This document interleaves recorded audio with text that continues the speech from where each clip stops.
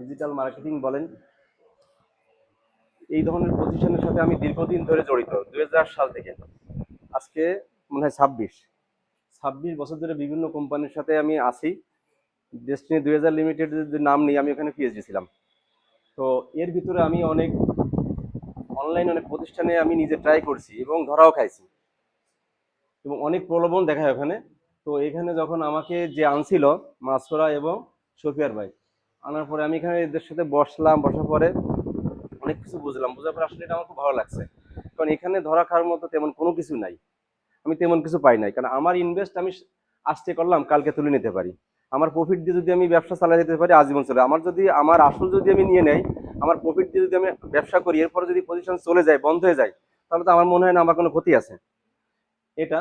আর এখানে একটা জিনিস যেটা বলবো আমি, এখানে কিছু কিছু পদ আছে, যেমন আপনার পিসিএফ, বিসিএফ, পিসিএফ এবং এনএসএফ। আমার এখানে সর্বোচ্চ পদ মানে এনএসএফ। এনএসএফ হলে সম্ভবত আমি এই প্রতিষ্ঠানটা হচ্ছে আমেরিকা এবং সৌদি আরব, দুই রাজ পরিবারের যৌথ মিলে এই প্রতিষ্ঠানটা চলতেছে।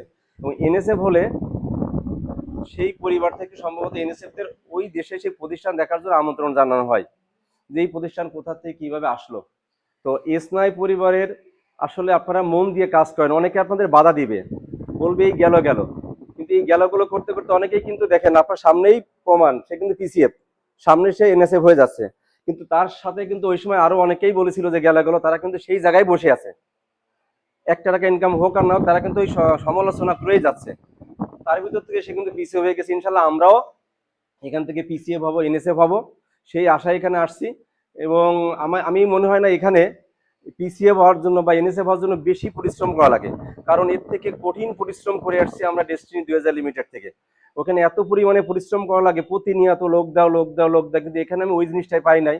হয়তো প্রথমে বলা হচ্ছে আপনাকে 8 জন আপনার এখানে সদস্যের কথা, এই 8 জন থেকে 5 জনকে বেছে নেবেন, যে এই 5 জন আপনার আজীবন সদস্য হবে এবং এদেরকে নিয়ে আপনি ভবিষ্যৎ সামনে এগোবেন। এখানে আরেকটা জিনিস হচ্ছে, যেমন আমরা যদি বিনিয়োগ করে ব্যবসাটা করি, এটা ক্ষণস্থায়ী। যদি বলেন কিভাবে ক্ষণস্থায়ী, যেমন আপনার বিনিয়োগ এই মুহূর্তে বন্ধ হয়ে যেতে পারে, কিন্তু আপনার যদি টিম থাকে, এই টিমটা, যেমন এই বাড়ির মালিক বাড়িটা তৈরি করছে, উনি যদি এখন মারা যায়, কিন্তু উনি একটা ইনকাম করতো, চাকরি করতো, ওনার চাকরির ইনকাম থেকে বন্ধ হয়ে যাবে, বাট এই বাড়ির ইনকাম থেকে কিন্তু তার বন্ধ হবে না, ইনকামটা আসতেই থাকবে। সেরকম হচ্ছে টিম। টিম যদি আমরা গঠন করে কাজ করতে পারি, আপনার ডিপোজিট এবং টিম একসাথে কাজ করতে পারলে অনেক ইনকাম এবং আগুন ধরে যাওয়ার মতো ইনকাম। তো আমি কথা বললে অনেক বলতে পারবো, আমি বেশি কিছু বলবো না, যেহেতু আবহাওয়া খারাপ, আপনারা অনেক দূরে যাবেন। একটা আত্মবিশ্বাস নিয়ে কাজ করেন। ওই যে হারাই যাবে, পালাই যাবে বা টাকা মার যাবে, এই বিশ্বাসে যদি আমরা বসে থাকি, তাহলে জীবনে আমরা সফলতা অর্জন করতে পারবো না। তো আজকে ধরেন এই যে বাড়ির মালে আমরা নিচে বসে কথা বলছি, ইনসেন বাইসাইকেলের স্বপ্নে দেখছেন, বাইসাইকেলের, সেখানে সে কি অর্জন করবে? আপনি যদি একসাথে যদি স্বপ্ন দেখেন যে আমি মার্সিডিজ গাড়ি স্বপ্ন আছে, তো অবশ্যই নোয়া গাড়ি পাইলে সে নোয়া গাড়ি পাবে। তো এরকম বড় বড় স্বপ্ন দেখেন, স্বপ্ন দেখলে অবশ্যই স্বপ্ন বাস্তবায়ন হবে। আর আমি যেহেতু টিম গঠনের কথা বলা হয়েছে, এখানে টিম গঠন করে কাজ করতে পারলে এখানে অনেক মজা আছে। টিমের লিডার আমরা এখানে যারা আছে সবাই হেল্প করবে। পাশাপাশি আপনার ডিপোজিট আপনি নিজেই, ডিপোজিট যেটা এটা পার্সোনাল, তো এই ডিপোজিট আপনারা করবেন। পাশাপাশি টিম গঠনের উপরে গুরুত্ব দিবেন, সবাই টিম গঠন করে কাজ করেন আর আত্মবিশ্বাস নিয়ে কাজ করেন। আজকে অনেকেই বলবে যে, আমি আবারও একই কথা বলবো, যে এটা যদি চলে যায়, যদি বন্ধ হয়ে যায়, ভাই আমি আজকে যে এখন কথা বলছি, গেট পর্যন্ত যাইতে পারবো কিনা এর নিশ্চয়তা কেউ দিতে পারি আমরা, যে আমি আজকে বেঁচে থাকবো? তো এই নিশ্চয়তা যদি দিতে না পারি, তাহলে একটা প্রতিষ্ঠানের নিশ্চয়তা আসলে কেউ দিতে পারবে না, শুধু বিশ্বাস।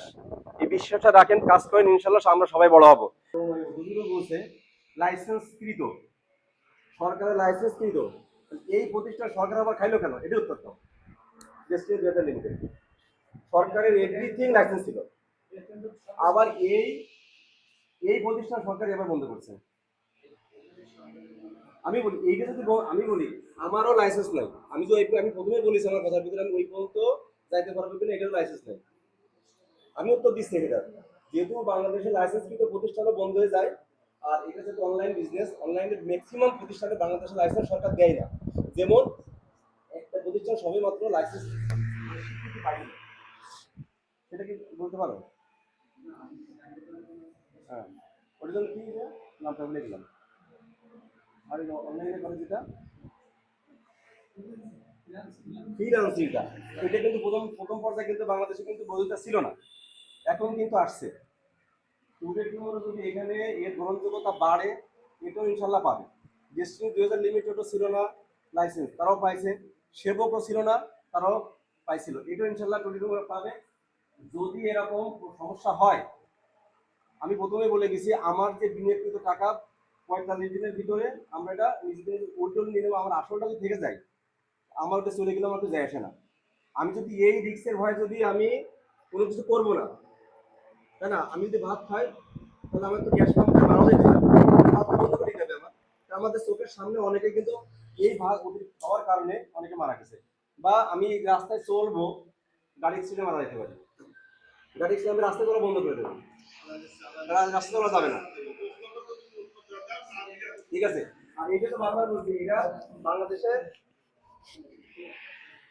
বাংলাদেশের বৈধতা ইনশাল্লাহ পাবো।